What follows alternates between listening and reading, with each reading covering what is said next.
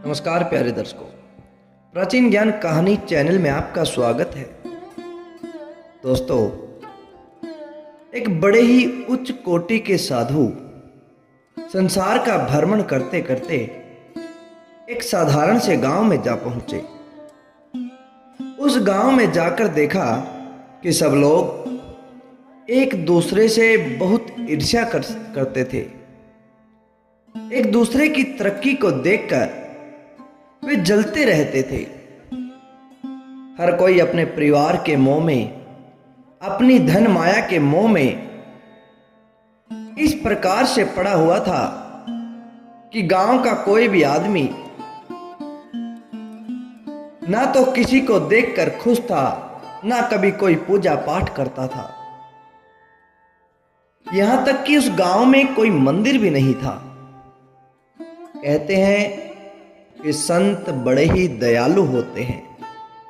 उस गांव के लोगों को देखकर, उनकी नास्तिकता को देखकर उस संत को उन लोगों पर दया आ गई।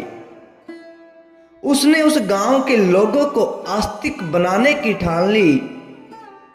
उस गांव के लोगों को देखकर साधु को लगा कि अगर मैं यहां के लोगों को कुछ सिखाऊंगा तो वे मेरी बात नहीं सुनने वाले। वे मुझे ही ढोंगी पाखंडी कहने लगेंगे, क्योंकि धर्म की किसी बात को लेकर वे कोई भी कुछ भी सीखने वाले नहीं हैं। इसलिए साधु गांव के लोगों को अपना बनाने के लिए, उनका विश्वास जीतने के लिए वहां पर कुछ चमत्कार दिखाने लगे। किसी की बीमारी का हरण कर लिया, किसी के दुख का हरण कर लिया, किसी की मनोकामना पूर्ण कर दी, क्योंकि संतों के पास तो चमत्कार का पिटारा होता है। और आजकल की दिखावी दुनिया भी चमत्कार को ही नमस्कार करती है। धीरे धीरे करके उस गांव के लोग उस साधु को बड़ा ही आदर देने लगे, उसके वचन को मानने लगे, उनकी इज्जत करने लगे। फिर एक दिन जब सभी गांव वाले बैठे हुए थे, तब साधु सत्संग करने लग गए। उस साधु ने गांव के लोगों को एक बड़ा ही प्यारा उदाहरण देकर बताया कि एक जंगल में बहुत सारे बंदरों का एक बड़ा झुंड था। उस जंगल में खाने पीने की कोई भी किसी प्रकार की कमी नहीं थी। वे बंदर अच्छी तरह से अपना जीवन यापन कर रहे थे। सारे बंदर बहुत आराम से और संतुष्ट होकर रहा करते थे। किंतु एक दिन उस जंगल में एक वैज्ञानिक अपनी बेटी के साथ उस जंगल का शोध करने के लिए वहां पर आता है। अपना तंबू वहां पर लगा देता है। तंबू लगाने के बाद वह वैज्ञानिक शोध के लिए बहुत सारे पौधों के नमूने इकट्ठा करने के लिए जंगल में चला जाता है। लेकिन उस वैज्ञानिक की लड़की उस तंबू को अच्छी तरह से संभालने के लिए वहीं पर रुक जाती है। उसने जमीन पर एक बहुत ही पुराना कालीन बिछा दिया, उस पर बिस्तर भी बिछाया, तंबू के बीचों बीच लालटेन भी लटका दी और एक कोने में एक छोटी सी मेज और उस पर बहुत ही प्यारे प्यारे सेब का भरा हुआ कटोरा रख दिया।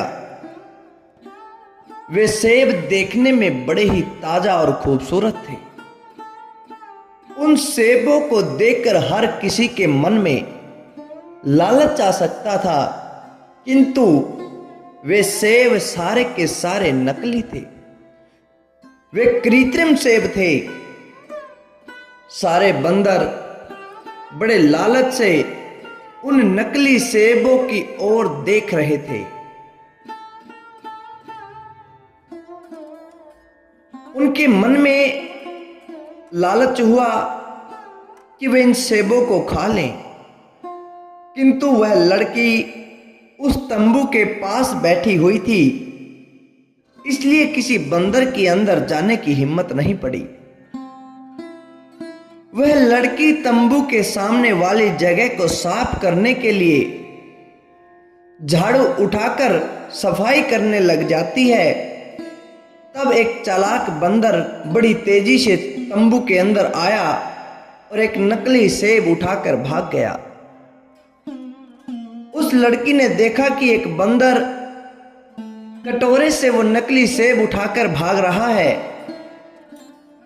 तो वह उससे छुड़ाने के लिए उसके पीछे भागने लगी। लेकिन सभी बंदर इतनी देर में वहां से भाग जाते हैं और काफी देर के बाद वो बंदर वहां से जाकर थोड़ी देर बाद रुक जाते हैं। उन्होंने देखा कि अब कोई उनका पीछा नहीं कर रहा। उस चोर बंदर ने हाथ उठाकर सब बंदरों को वो सेब दिखाया। सभी बंदर बड़े ही हैरत से और बड़ी ललचाई नजरों से उस बंदर की तरफ देखने लगे कि उसे कितना अच्छा सेब मिला है। सभी उस नकली सेब को हाथ लगाने की कोशिश करने लगे, किंतु जो चोर बंदर था उसने सबको फटकार लगा दी कि ये कृत्रिम सेब, ये नकली सेब सिर्फ उसका है। एक पेड़ की ऊंची शाखा पर जाकर वह सेब खाने के लिए बैठ गया। अब वह चोर बंदर उस नकली सेब को खाने की कोशिश करने लगा, किंतु वह तो नकली सेब था, प्लास्टिक का बना हुआ था और प्लास्टिक भी बेहद कठोर था। अब बंदर ने जैसे ही उसे चबाने की कोशिश की, उसके दांतों में दर्द होना शुरू हो गया। बंदर ने 2-3 बार कोशिश की, लेकिन हर बार दर्द होने लगा। उस दिन चोर बंदर को खाने के लिए कुछ नहीं मिला। पूरा दिन भूखा प्यासा रहकर गुजारना पड़ा। पेड़ से नीचे नहीं आ रहा था कि कहीं दूसरा बंदर उससे वो नकली सेब न छीन ले। अगले दिन वह पेड़ से नीचे आया। सभी बंदरों को उसने वो नकली सेब फिर से दिखाया। सभी बंदरों ने उसे सम्मान से देखा, क्योंकि उसके हाथ में वो नकली सेब था। दूसरे बंदरों ने जब इतने सम्मान से देखा, तो उस चोर बंदर ने सेब पर पकड़ भी मजबूत कर ली, क्योंकि वो जानता था कि यह सम्मान उसका नहीं बल्कि उस नकली सेब का था। अब दूसरे बंदर फलों की तलाश में निकले और एक पेड़ से दूसरे पेड़ तक फल तोड़कर खाने लगे। अब उस चोर बंदर के हाथ में तो वो नकली सेब था, इसलिए वो पेड़ पर नहीं चढ़ सका। वो सेब को अपने हाथ से नहीं छोड़ना चाहता था, इसलिए वह दिन भर भूखा प्यासा रहता और यही सिलसिला कुछ दिन तक चलता रहता। दूसरे बंदर उस बंदर का सम्मान तो करते, लेकिन चोर बंदर को खाने के लिए कुछ भी नहीं देते। बिना खाए पिए चोर बंदर भूख से इतना निठाल हो गया कि अब उसे अपना आखिरी वक्त नजर आने लगा। उसने फिर एक सेब पेड़ के ऊपर लटका हुआ दिखाई दिया, किंतु वह उसको खा नहीं सकता था, क्योंकि उसके हाथ में वो नकली सेब था और वह उस पेड़ पर नहीं चढ़ पा सकता था। उस चोर बंदर ने उस नकली सेब को खाने की फिर से कोशिश की, लेकिन इस बार भी वही हुआ जो बार बार हो रहा था। उसके दांत इस बार भी दर्द कर रहे थे।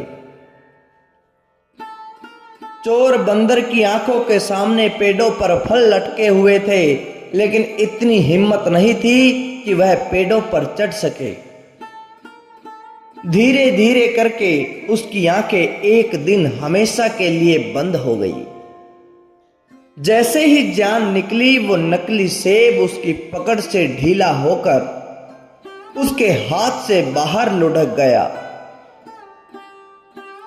सभी बंदर इकट्ठे हो गए, मरे हुए बंदर के पास आ गए।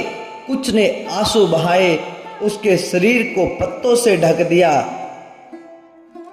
जब वो ये सब कर रहे थे तभी एक बंदर ने उस नकली सेब को उठा लिया और अपना हाथ ऊंचा करके सभी बंदरों को वो सेब दिखाना शुरू कर दिया।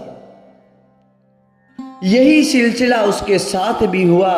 ऐसे करते करते बहुत सारे बंदर मर गए। प्यारे दर्शकों, वह साधु गांव वालों को ये बातें बता रहे थे। कहने लगे कि यह दुनिया इस प्लास्टिक के सेब की तरह है, इससे कुछ भी नहीं हासिल होता। जब किसी देखने वाले प्रेरित होते रहते हैं और दुनिया को हाथ में रखने का दावेदार आखिर में खाली हाथ इस दुनिया से चला जाता है। कोई और आकर उसकी दुनिया पर कब्जा कर लेता है। यही झूठा दिखावा इंसान को पहले तो थका देता है और फिर मार डालता है। किंतु जो मनुष्य इस संसार में रहकर भी उस परमात्मा को याद रखते हैं, उसकी भक्ति करते हैं, वही इस मोह माया से निकल जाता है। इतना सुनकर गांव वालों की आंखें खुल गई। गांव वालों को वास्तविक ज्ञान प्राप्त हो गया। वे हमेशा के लिए उस मालिक की भक्ति में लग गए। उस संत की मेहनत सफल हो गई। उन लोगों का भाव बदल गया। वे हमेशा एक दूसरे की मदद करने लगे, परमार्थ करने लगे।